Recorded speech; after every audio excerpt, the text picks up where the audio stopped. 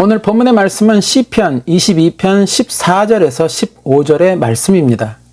나는 물같이 쏟아졌으며 내 모든 뼈는 어그러졌으며 내 마음은 밀랍 같아서 내 속에서 녹았으며 내 힘이 말라 질그릇 조각 같고 내 혀가 입 천장에 붙었나이다. 주께서 또 나를 죽음의 진토 속에 두셨나이다. 이스라엘의 유다 족속으로 2세의 8번째 막내 아들로 태어난 다윗. 그는 집안에서 아버지와 형들을 대신하여 평화롭게 양을 지키며 소년 시절을 보내고 있었습니다. 그러던 어느 날, 그날도 전과 다름없이 목장에서 양을 지키고 있었는데 느닷없이 집으로 급하게 와보라고 하는 아버지의 부르심이 전해지게 됩니다. 그래서 아버지의 부르심에 따라 집으로 향하게 되었는데 집에 들어가 보니 사무엘 선지자라 불리는 웬 낯선 사람이 와 있었고 그 선지자가 자신을 유심히 보는가 싶더니 느닷없이 하나님의 명령으로 자신에게 기름을 부어야 한다고 하면서 가져온 기름을 자신에게 붓는 것이었습니다. 그렇게 다윗은 기름 부음을 받게 되었습니다. 전혀 예상하지도 못한 일이었으며 기대한 적도 없었는데 하나님의 일방적인 택하심으로 다윗은 기름 부음을 받게 됩니다. 그리고 다시 일상으로 돌아가 지내고 있었는데 얼마 후 이번에는 왕궁에서 자신을 부른다는 소식이 전해지게 됩니다. 그렇게 왕궁에 들어가 보니 사울왕이 무언가에 의해 괴로워하며 고통스러워하고 있는 것이 보였습니다. 수금소리를 들으면 왕의 괴로움이 멈출 것이라고 하는 말에 다윗은 그 자리에서 수금을 연주하기 시작합니다. 다윗의 수금 연주 소리가 왕궁에 울려 퍼지자 정말 신기하게도 왕은 괴로움에서 벗어나 평안함을 되찾게 됩니다. 그로부터 다윗은 사울왕을 섬기며 왕의 총애를 받기 시작합니다. 이 역시 다윗이 기대하거나 예상한 것도 아니었다는 것입니다. 그리고 다시 또 시간이 흘러 블레셋이라는 나라와 전쟁이 벌어지게 됩니다. 왕과 다윗의 형들은 전쟁터로 향하게 되었고 당시 다윗은 아버지의 집에서 이전 그대로 양을 치고 있었습니다. 어느 날 다윗은 아버지 이새로부터 전쟁터에 있는 형들의 안부를 살피고 돌아오라는 심부름을 받게 되고 그렇게 다윗은 형들의 먹을 양식 등을 챙겨서 전쟁터로 향하게 됩니다. 전쟁터에 도착해보니 블레셋 군대와 이스라엘 군대가 서로 대치하고 있는 그런 상황이 전개되고 있었고 그 한복판에 골리앗이라고 불리는 거인과도 같은 큰 사람이 나와서는 이스라엘과 군대를 모욕하는 말로 고함을 치고 있었습니다. 주변 군인들에게 듣자하니 이렇게 대치하고 있는 지가 벌써 40여일이 되고 있으며 저 골리앗이라는 거인이 매일 아침 저녁으로 이스라엘과 군대를 모욕하는 말로 고함을 치고 있다는 것입니다. 그리고 그때마다 골리앗이라는 거인의 위세에 눌려서 누구 하나 앞으로 나아가 싸우지 못하고 있다는 것입니다. 사울왕이 저 골리앗을 죽이는 자에게는 많은 상을 줄 것이며 또 자신의 딸과 결혼시켜 사유로 맞을 것이고 가족들의 모든 세금을 면제시켜 주겠다고 약속했지만 누구 하나 선뜻 나서지 못하고 있었다는 것입니다. 이러한 이야기들을 군인들에게 듣고 있던 다윗은 군사들에게 왜 하나님의 군대를 조롱하는 저 골리앗을 가만두는 것이냐고 외치기 시작하였고 사울왕은 그런 다윗을 부르게 됩니다. 왕 앞에 서게 된 다윗은 자신이 저 골리앗을 물리치겠다고 말하고 반대하는 왕을 설득하기 시작합니다. 결국 그렇게 골리앗과의 대결을 허락받은 다윗은 자신이 애용하는 무림매라는 작은 무기 하나만을 들고 골리앗 앞에 서게 되고 골리앗을 쓰러뜨리게 됩니다. 그렇게 다윗은 일약 이스라엘의 영웅으로 등극하게 되고 이후 많은 전투에 참전하여 승리를 거두게 되면서 결국 군대의 장으로 세워지게 됩니다. 그렇게 승승장구하며 사울왕의 총애와 백성들의 존경을 한몸에 받았던 다윗. 그 영광이 영원할 줄 알았는데 다윗을 향한 백성들의 존경이 너무나도 컸던 나머지 그만 사울왕의 미움을 받는 그러한 신세가 되고 맙니다. 그렇게 사울왕의 미움을 사게 된 다윗은 자신을 죽이려고 하는 사울의 눈을 피해 결국 도망자의 신세가 되고 맙니다. 이제 이스라엘 곳곳에 다윗을 잡고자 하는 왕의 뜻이 전해지면서 다윗은 그렇게 사람들의 눈을 피해서 숨어 지내야 하는 그런 신세가 되었습니다. 자신의 가족들과 또 자신을 믿고 따르는 사람들과 함께 때로는 들판에서 또 때로는 동굴에서 그렇게 기약 없는 도피 생활을 하게 됩니다. 성경학자들은 다윗이 사울을 피해 도망 다니던 기간이 대략 10년 정도 될 것이라고 말을 합니다. 그 10년이라는 시간 동안 어느 한 곳에 마음 편히 쉬지도 못하고 이리저리 떠돌며 도피 생활을 하였다는 것입니다. 다윗은 억울했습니다. 자신이 사울왕에게 잘못한 것이 없다는 것입니다. 오히려 왕을 위해 충성을 다했다는 것입니다. 백성들이 스스로 자신을 칭송했을 뿐 자신이 백성들의 칭송받기를 원했던 것도 아니었다는 것입니다. 더불어 사울왕의 아들 요나단과는 형제처럼 지내고 있었기에 자신이 사울왕의 뒤를 이어서 왕이 되고자 하는 생각은 전혀 품지도 않았다는 것입니다. 도무지 사울왕의 미움을 받아야 할, 그리고 그 앞에 자신이 죽어야 하는 아무런 이유가 없었다는 것입니다. 그럼에도 사울왕은 포기하지 않고 계속해서 자신을 쫓으며 자신을 죽이고자 하고 있다는 것입니다. 시편 22편은 바로 그러한 배경 가운데 기록한 다윗의 노래로 전해지고 있습니다. 다윗은 이 시편의 시작을 이렇게 시작하고 있습니다. 시편 22편 1절에서 2절 말씀. 내 하나님이여, 내 하나님이여, 어찌 나를 버리셨나이까? 어찌 나를 멀리하여 돕지 아니하시오며 내 신음소리를 듣지 아니하시나이까? 내 하나님이여, 내가 낮에도 부르짖고 밤에도 잠잠하지 아니하오나 응답하지 아니하시나이다. 하나님 왜 나를 버리셨냐고 내가 그토록 하나님의 이름을 부르짖으며 나를 도와달라고 외치고 있는데, 내가 이토록 고통 가운데 신음하고 있는데 왜 하나님은 이런 나를 외면하고 계시냐고 하는 탄식으로 시편 22편을 시작하고 있다는 것입니다. 그러면서 이제 자신은 사람들의 비웃음거리가 되고 있으며 또 모욕거리가 되고 있다고, 사람의 모양을 하고는 있지만 사람들이 멸시하고 짓밟는 그런 벌레 같은 그러한 존재가 되고 말았다고 자신의 처지를 하나님께 토로하고 있다는 것입니다. 시편 22편 6절에서 8절 말씀. 나는 벌레요 사람이 아니라 사람의 비방거리요 백성의 조롱거리니이다. 나를 보는 자는 다 나를 비웃으며 입술을 삐죽거리고 머리를 흔들며 말하되 그가 여호와께 의탁하니 구원하실 걸, 그를 기뻐하시니 건지실 걸 하나이다.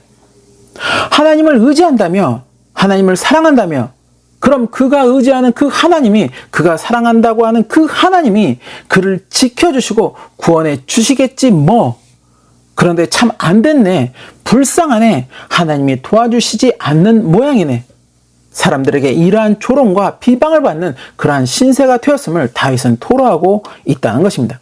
그렇게 다윗은 오늘 본문을 통해 물이 모두 빠져나간 듯, 이제는 기운도 없으며 또 내 안에 모든 뼈들이 다 어그러진 듯 뼈 마디마디들의 고통이 함께하고 있고 내 마음 또한 불에 녹아내리는 촛농처럼 무너져 내리고 있다고 토로하고 있다는 것입니다. 마치 하나님이 나를 죽음의 진토에 버려두신 것만 같이 나는 그렇게 너무나도 힘들고 고통스럽다고 토로하고 있다는 것입니다. 다윗은 지쳐가고 있었다는 것입니다. 아니, 이제 지쳤다는 것입니다. 언제까지 정처 없는 도망자의 신세로 있어야 하는지, 또 이제 어디에 자신과 자신의 무리들의 생명을 의탁해야 하는지도 모르겠다는 것입니다. 도움을 받을 곳도 없으며 더 이상 무엇을 할 수 있는 의욕도 사라져가고 있다는 것입니다. 그렇게 다윗은 점점 자신의 한계에 이르고 있었다는 것입니다. 길이 보이지 않고 앞은 그저 막막할 때, 무엇을 해야 하는지도 모르겠고 또 어디로 가야 하는지도 모르는 그런 어려움에 봉착하게 될 때, 더불어 그 어떤 누구의 도움도 기대할 수 없으며 나의 이러한 어려움을 누구에게도 토로할 수 없을 때, 그렇게 이것이 나의 한계인 것 같다는 비관적인 생각만 들게 될 때 많은 분들이 급격하게 무너지는 모습들을 보인다는 것입니다. 아무런 삶의 의욕도 없고 그저 무기력하게 모든 것이 그저 공허하다고 느끼면서 자포자기하고자 하는 그런 마음을 갖게 된다는 것입니다. 그리고 그러한 마음이 실행으로 옮겨졌을 때 그렇게 또 많은 이들이 자살을 또한 선택하게 된다는 것입니다. 시대가 흐르고 많은 것들이 발달하면서 현대 사람들은 이전보다 더 많은 풍요를 누리며 살고 있지만 그만큼 또 자살률 또한 증가하고 있다는 것입니다. 우울장애라고 하는 정신적 질병이 지금 사회에 만연한 질병처럼 여겨질 정도로 이러한 장애를 겪고 있는 사람들이 늘어나고 있으며 이따금 이유 없이 극단적인 불안 증상을 보이는 공황장애로까지 이어지는 모습도 보인다는 것입니다. 자살하는 대표적인 원인이 우울장애일 정도로 우울장애는 심각한 자살 충동을 불러일으키기도 한다는 것입니다. 많은 의학 전문가들은 이러한 우울장애는 결국 극심한 정신적 스트레스에서 유발하게 된다고 말합니다. 물론 유전적인 요인이나 호르몬적인 요인으로 인해 유발하는 경우도 있다고 하지만 많은 경우 정신적 스트레스를 유발하는 그런 환경적 요인이 많다는 것입니다. 예를 들면 많은 학생들이 가지고 있는 학업적인 스트레스나 또 남녀 간의 애정 문제로 발생하는 감정적인 스트레스, 경제적 어려움으로 인한 정신적인 스트레스 등등 많은 환경적 요인에 노출이 되면서 그에 따른 정신적 스트레스를 겪게 된다는 것입니다. 그리고 이러한 스트레스는 누구나가 겪는 것이라는 것입니다. 기독교인이든 비기독교인이든 또 종교를 가진 사람이든 그렇지 않은 사람이든 남녀노소 누구든지 겪을 수 있는 것이며 또 가지고 있는 것이 바로 이 정신적 스트레스라는 것입니다. 매일같이 말씀을 묵상하며 기도하며 말씀을 전하는 목회자라고 정신적 스트레스가 없는 것이 아니라는 것입니다. 다만 이러한 정신적 스트레스를 어떻게 해소하면서 자신의 삶을 유지하는가에 따라 우울장애라는 질병으로 이어질지 아닐지 등의 차이가 난다는 것입니다. 오늘 본문 다윗의 탄식 어린 노래는 마치 다윗이 이러한 극심한 우울장애 또는 공황장애를 겪는 듯한 그런 느낌을 받게 된다는 것입니다. 하나님의 일방적인 선택으로 기름 부음을 받았지만 지금 나의 유일한 도움이 되실 그 하나님은 나의 부르짖음에 아무런 응답을 주시지 않는다는 것입니다. 더불어 지속되는 도피 생활로 인해 심신은 점점 지쳐가고 있으며 사람들은 그러한 나를 조롱하고 비방하고 있다는 것입니다. 사람들 앞에 나아가는 것조차 이제는 두렵다는 것입니다.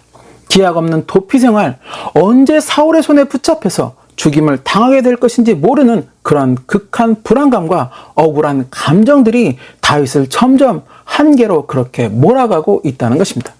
로뎀 나무에 걸터 앉아 죽기를 구하였던 엘리야처럼 다윗 역시 이대로 다 모든 것을 끝냈으면 하는 심정의 고백처럼 보인다는 것입니다. 하지만 시편 22편은 반전이 숨어 있다는 것입니다. 다윗이 왜 하나님의 마음에 합한 자라는 칭호를 받게 되었는지 그 이유를 알 수 있는 내용들을 담고 있다는 것입니다. 시편 22편은 오늘 본문의 말씀처럼 다윗의 탄식으로만 채워지지 않았다는 것입니다. 더불어 왜 하나님이 나를 버리셨냐는 그러한 말로 시작하였다고 해서 하나님을 향한 어떤 원망이나 불평의 말을 토로하고 있지 않다는 것입니다. 다윗은 그렇게 자신의 한계를 느끼고 있으면서도 포기하지 않고 계속해서 하나님의 도우심을 간구하고 있다는 것입니다. 시편 22편 10절에서 11절 말씀. 내가 날 때부터 주께 맡긴 바 되었고 모태에서 나올 때부터 주는 나의 하나님이 되셨나이다. 나를 멀리하지 마옵소서. 환난이 가까우나 도울 자 없나이다. 그리고 19절에서 20절 말씀. 여호와여 멀리하지 마옵소서. 나의 힘이시여 속히 나를 도우소서. 내 생명을 칼에서 건지시며 내 유일한 것을 개 세력에서 구하소서. 그리고 마지막에는 그 하나님의 도우심이 자신에게 임하였음을 고백하면서 하나님을 찬양하고 있다는 것입니다. 시편 22편 21절에서 24절 말씀. 나를 사자의 입에서 구하소서. 주께서 내게 응답하시고 들소의 뿔에서 구원하셨나이다. 내가 주의 이름을 형제에게 선포하고 회중 가운데서 주를 찬송하리이다. 여호와를 두려워하는 너희여 그를 찬송할지어다.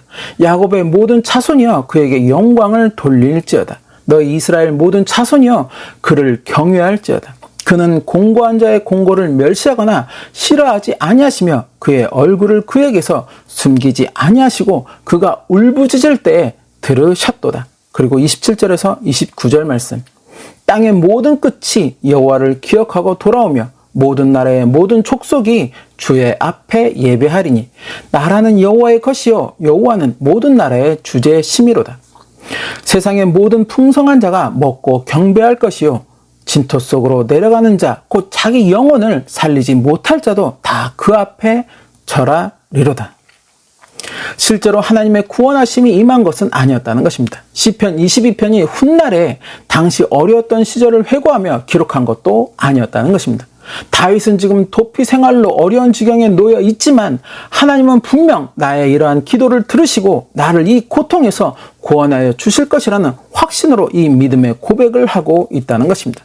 아직 하나님의 구원하심이 이루어지지는 않았지만 그 구원하심을 믿으며 하나님의 은혜를 찬송하였다는 것입니다. 즉 지금 내가 하나님께 어떠한 은혜를 받아서가 아니라 앞으로 내게 임할 하나님의 은혜를 확신하며 다윗은 감사의 찬양을 하나님께 드렸다는 것입니다. 바로 다윗의 이러한 믿음의 고백, 그리고 하나님을 향한 찬송의 마음을 하나님은 받으셨다는 것입니다. 그리고 결국 그 믿음의 고백처럼 도망자의 신세를 벗어나게 하셨고 기름 부음 그대로 사울의 뒤를 이어 이스라엘의 왕이 되게 하셨다는 것입니다. 그렇게 다윗은 이스라엘의 가장 위대한 왕으로 남게 되었다는 것입니다. 10년이라는 기나긴 도피 생활을 견딜 수 있게 한 힘은 바로 하나님을 향한 다윗의 변함없는 믿음의 고백과 찬송이었다는 것입니다. 힘들고 지쳐 한계를 느낄 때마다 다윗은 하나님을 향한 믿음의 고백을 드렸고 또 감사의 찬양을 드렸다는 것입니다.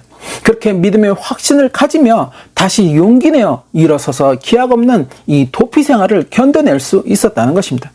마지막 때로 나아갈수록 세상은 지금보다 더 많은 정신적 스트레스를 유발하는 환경으로 우리를 이끌어가게 될 것입니다. 이상한 기후에 따른 환경적인 요인들, 경제적인 어려움들, 점점 늘어나고 강해지고 있는 전염병들, 이기심으로 가득해져가는 사람들의 그러한 마음들, 수많은 미혹의 그러한 소리들, 그렇게 점점 악화되는 주위 환경들은 더 많은 정신적 스트레스를 유발하게 만들 것이고 믿음의 사람들에게 또한 믿음의 회의나 의심을 불러일으킬 수도 있을 것입니다. 그때 우리가 우울장애와 같은 질병에 걸리지 않기 위해서는 또 하나님을 향한 예수 그리스도를 향한 믿음에 흔들리지 않기 위해서는 말씀을 더 가까이 하며 마음에 새기며 다윗과 같은 확고한 믿음의 고백과 찬양으로 나를 세울 수 있어야 한다는 것입니다. 주님 앞에 기쁨으로 설 수 있다는 그 믿음의 고백과 감사의 찬양으로 그렇게 다시 또 용기를 내며 한 걸음 한 걸음 인내하면서 믿음의 길을 나아가야 한다는 것입니다. 10년의 도피 생활 결코 쉬운 시간이 아니었다는 것입니다.